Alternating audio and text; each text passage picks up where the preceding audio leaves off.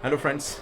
So we uh, um, we witnessed another exciting thriller encounter between England and Australia today, and England. In the end, they won by three wickets, and they ensured that Ashes is still alive, and they have everything to play in next two Test matches.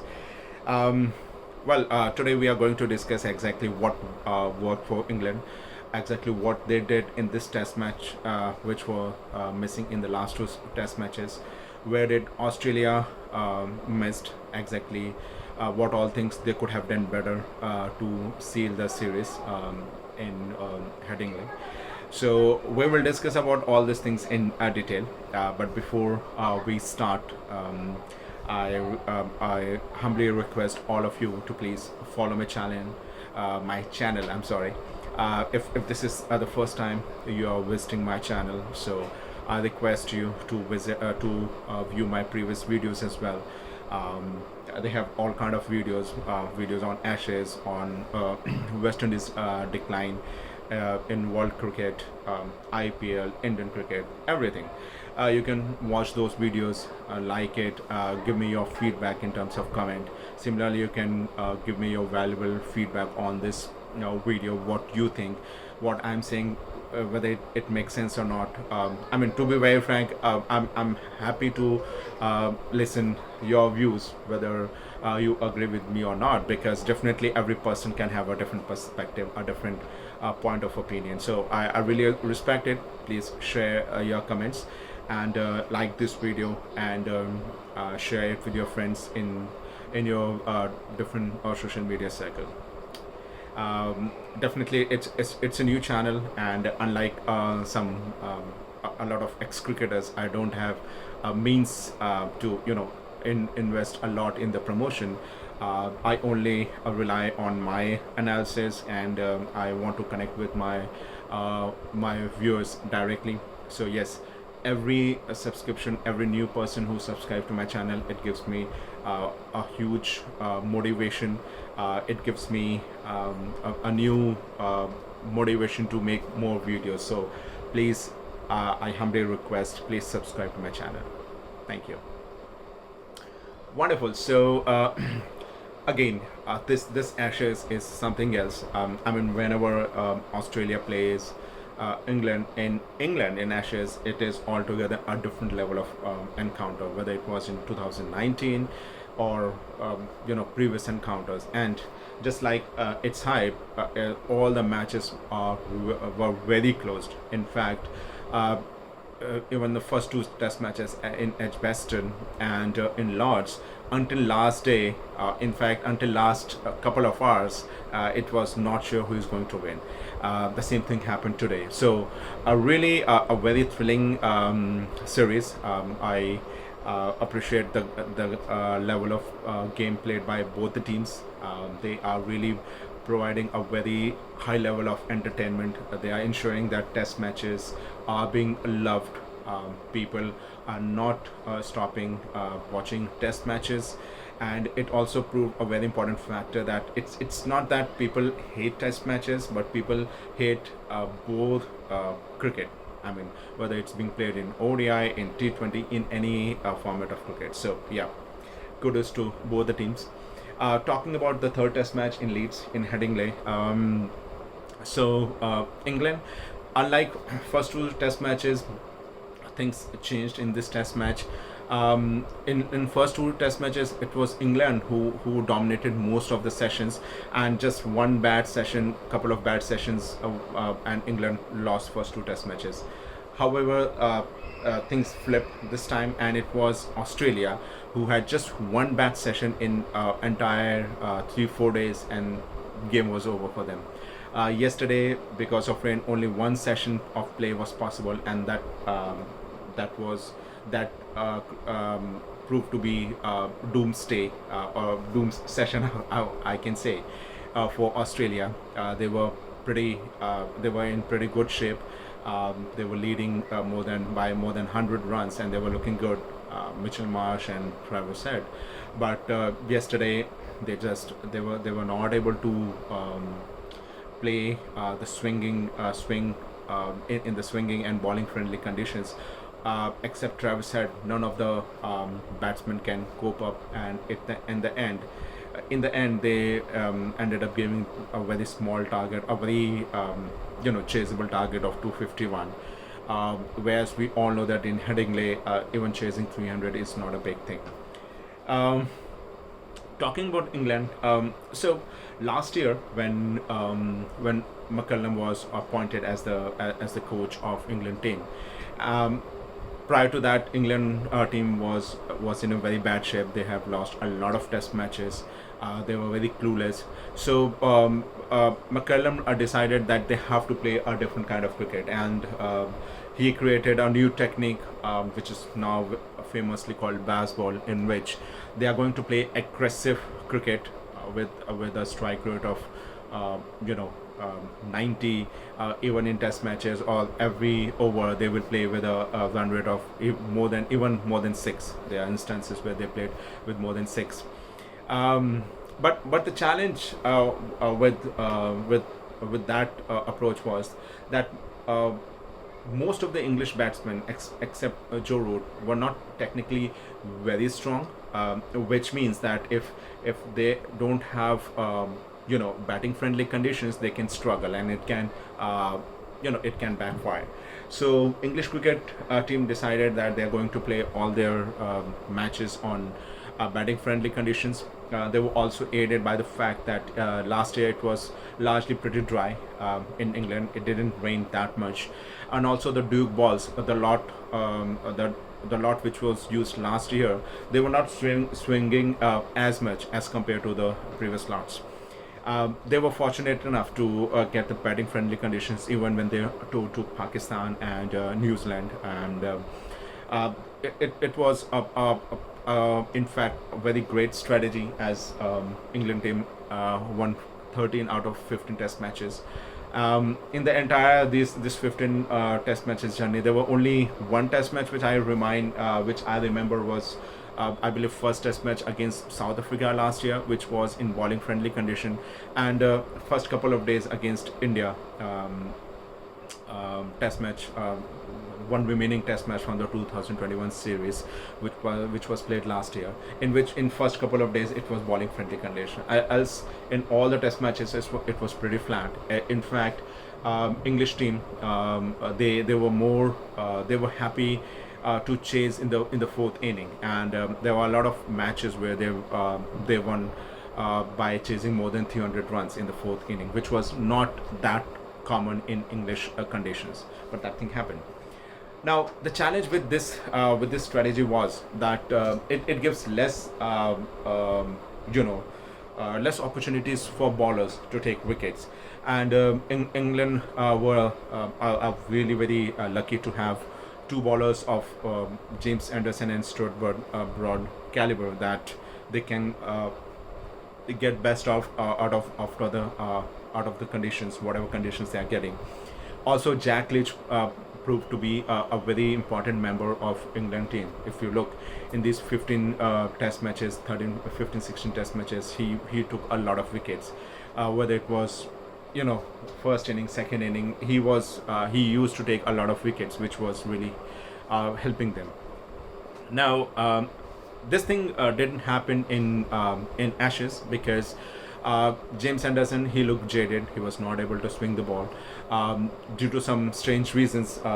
England team, they were not selecting the right bowlers for the series, and as a result, in first two Test matches, even playing in the batting friendly conditions, it backfired. However, in this third Test match, it was the first time in this series that England came with a very with the best possible team. They got Mark Wood, Chris Wokes in the team in place of James Anderson and Josh Tongue, because Oliver Pope was injured, so they got this opportunity to play Chris Wokes as well as Mark Wood. Moeen Ali was back as the spinner in the team, and this team looked really very potent.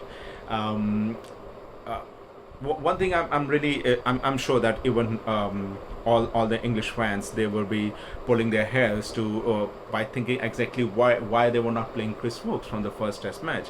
I mean, talking about Chris Wokes, he's a pretty he's a very good bowler. I mean, even if conditions are not favoring bowlers, he can give you wickets. He can take wickets, and he is very handy batsman as well. Um, for me, he should be playing from the first Test match itself. As far as Mark Wood is concerned, I mean, there are people who are saying that he was not fit. That's the reason he had not played from the first Test match. But my point of view is that if he was not fit, then probably he should not be in the squad, and there should be some other bowler, some other fast bowler who should be in the squad. Because what Mark would bring on the table is his speed, and we saw in the first inning how he hurried the batsman. He took 5 wickets. He didn't allow tail to wag, which was a very important factor both in first and second Test match. In fact, in first Test match, if they had Mark Wood, I doubt that Pat Cummins would have been able to win it for Australia. Anyways, in this Test match, England made the right call, and just like in the entire series, England got the best bowling conditions, best batting conditions. They started with a bang. They got the important wicket of Usman Khawaja and David Warner pretty early.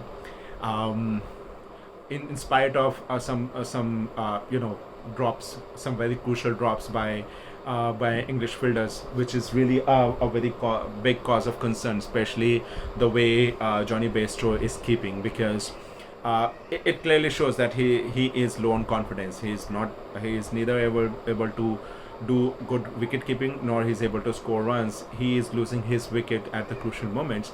I mean, at that time, it looked at English team is again going to mess up the benefit which they got, but fortunately for them, Mark Wood was in a different mood. He bowled beautifully and ensured that in spite of those drops and in spite of Mitchell Marsh playing some one of the exquisite inning which I have seen in last few years. Australia was restricted to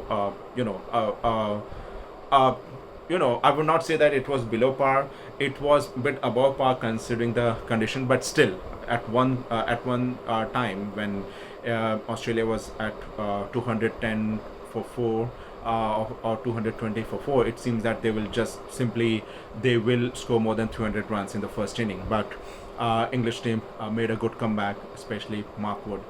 Talking about at the time of batting, English team again did the same mistake, and the point which I was mentioning in the beginning, that they are not technically very sound, it came back to haunt. When ball starts swinging, they were unable to cope up.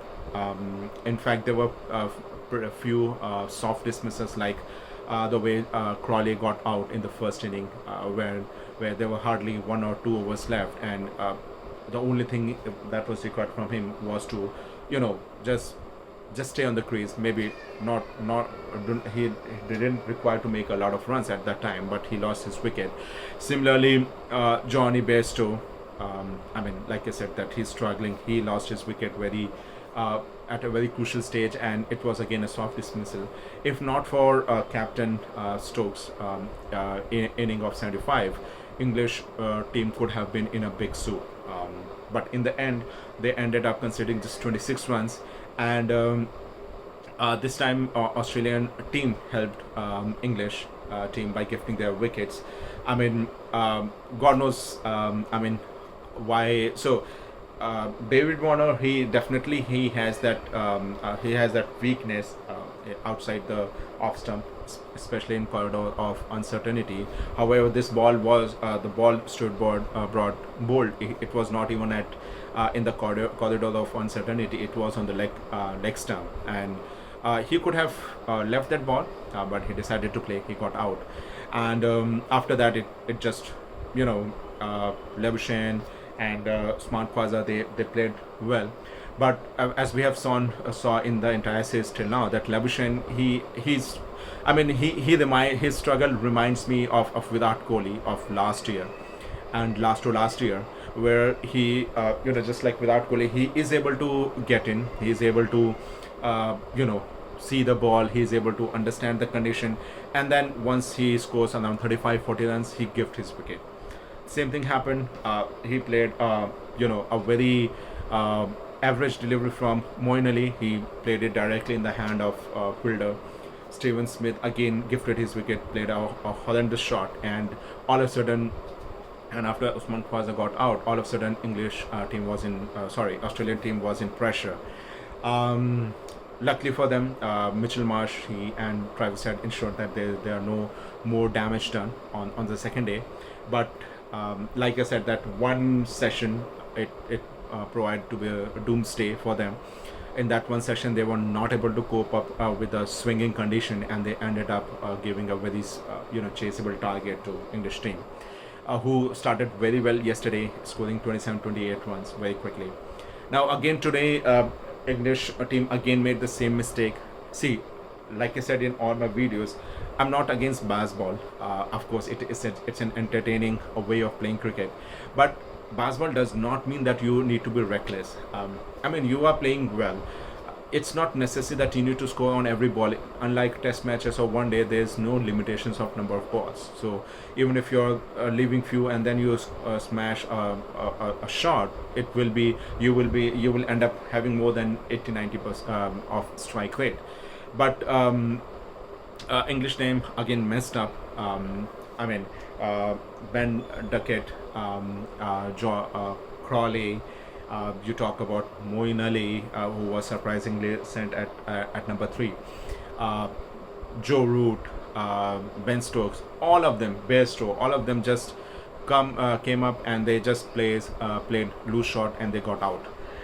Fortunately for English team, Harry Brooks, who was struggling in this series till now, he decided to play a wonderful inning, and his 75 runs were important, and it was instrumental for English team to come very close. Although I'm sure Harry Brooks will be disappointed the way he got out when English team needed just 22-23 runs. But yes, the ballers ensured, both Mark Wood and Chris Wokes ensured that there are no more hiccups and they are able to win it. So yeah, it was a wonderful test match. I'm sure next 2 test matches are going to bring more fireworks. Talking about English team, they will be worried about Jonny Bairstow.